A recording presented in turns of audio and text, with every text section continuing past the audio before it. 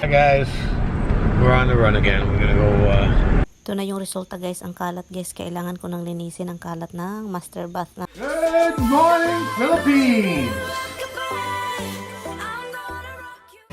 Hi guys, good morning. So ngayon guys, para na siyang maginaw na siya. Fall na very soon. So yun.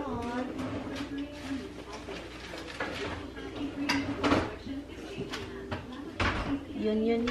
At saka guys, anong tawag nito? Magluto po ako. Good morning po. Good morning. So, maginaw siya kapag gabi, in the middle of the night. And then, in morning, maganda din yung temperature kasi nga, tignan nyo na, nakaano na tayo. So, itong lutuin natin itong nasalin-salin na leftover na bacon. Yung ko kahapon. So, anuhin ko lang siya, lutuin ko lang. Ay, buhay guys sa Amerika. Buhay sa Amerika na. Sa Pilipinas, ang saya kasi, pag umaga, meron ka nang makikitang mga tao dyan, naglakad-lakad sa daan, palabay-labay sa inyo, saboy-saboy.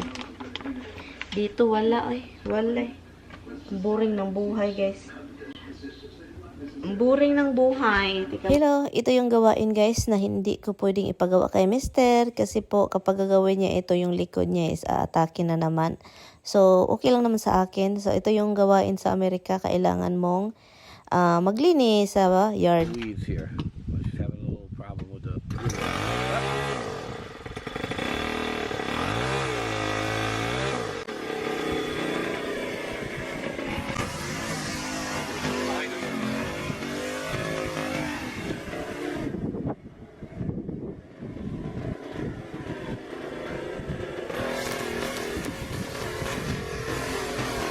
Weed around fire pit.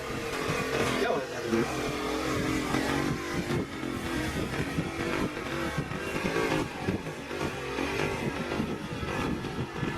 haven't really cut the grass because it's so dry here. You can't grass that is grown for lots of old dead. That's weeds that are growing. We just come out here and weeds up.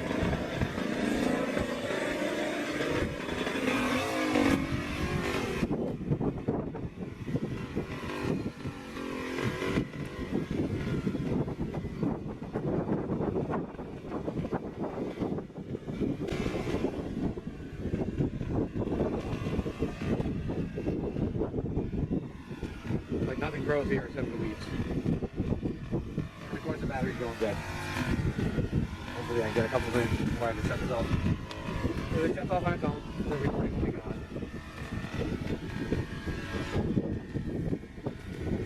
There's no lights here. Up on that, battery won't last that long.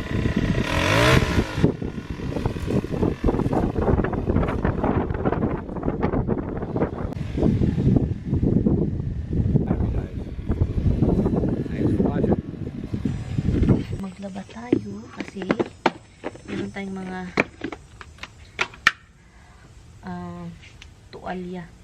tuwalya ng mga aso. Ginamit ko sila pangpahid lang sa kanila ba. So kaya laba tayo. Isang bisis ko lang yung nagamit sa kanila and then laba natin. Okay.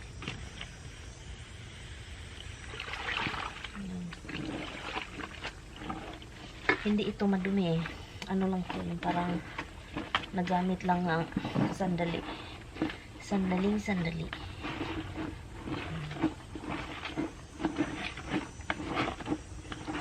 Para naman mahalay natin. Hanap tayo ng iba. Nakakamiss maglaba. Nakakamiss. Gustong gusto ko tong ganito maglaba. Alangan nga. Sayang kung ilagay ko to sa washing. Sayang dahil yung electric. Alam niyo magkano yung electric namin? 500. 500 siya. So, ito lang yun. Kalas, diba? Yung electricity natin kalas. So, dito na lang sa labas, laba. Isang bisis lang ito. Pahid ko sa kanila. Ang sarap maglaba. Ariel itong gamit ko, ang bango-bango. And then, mainit naman. So, hindi na ilagay sa dryer. Kasi sobrang init na. Sa'yo lahat, basta nasa Amerika. Sabi pa ng iba, nasa Amerika ka, ang okay naman ng buhay mo, ang ganda. O, 'di ba? So, sa'yo lahat yan. Maganda nga naman talaga yung buhay dito, pero sa'yo lahat.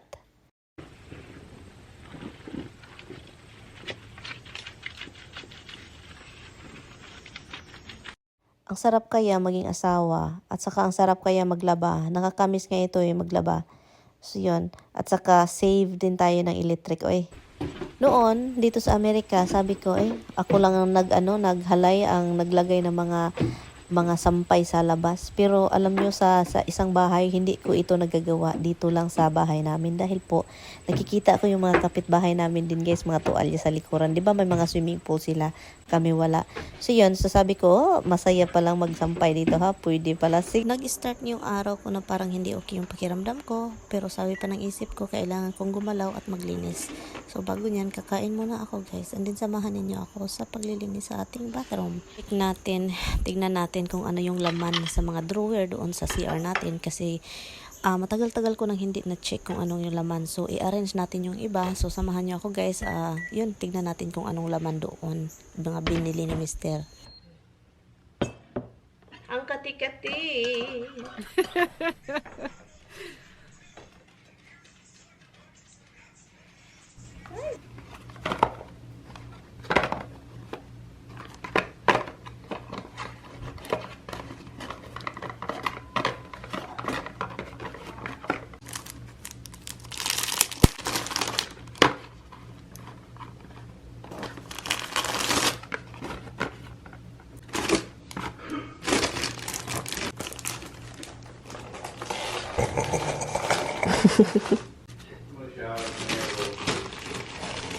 Okay, I'm not going with you. I'm not going this time.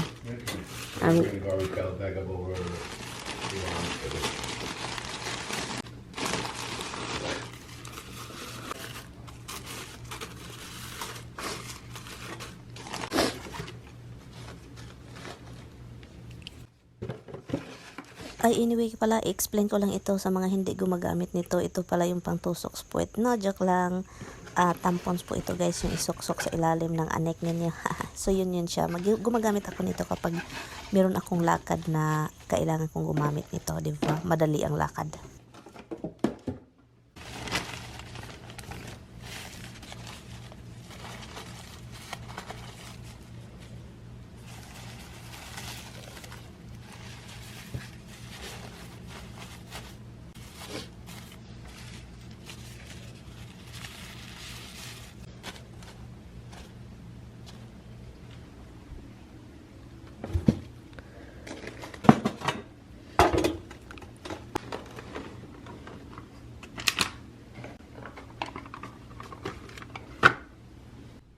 Ito na yung resulta guys, ang kalat guys. Kailangan ko nang linisin ang kalat ng master bath namin.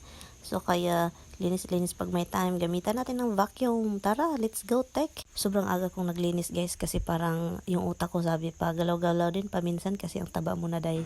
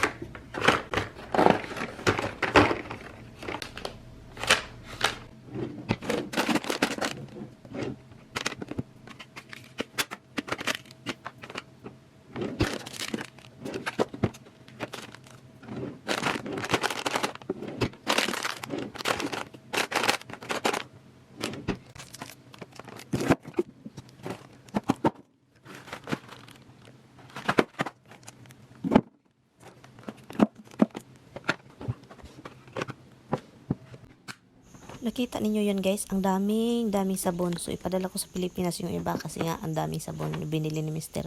Nagutom na ako guys, kakain na lang tayo kasi sobrang gutom na ako dito. And then naghanap na lang ako dito ng leftover. Yun, hanap tayo. At saka wala akong nakitang ulam.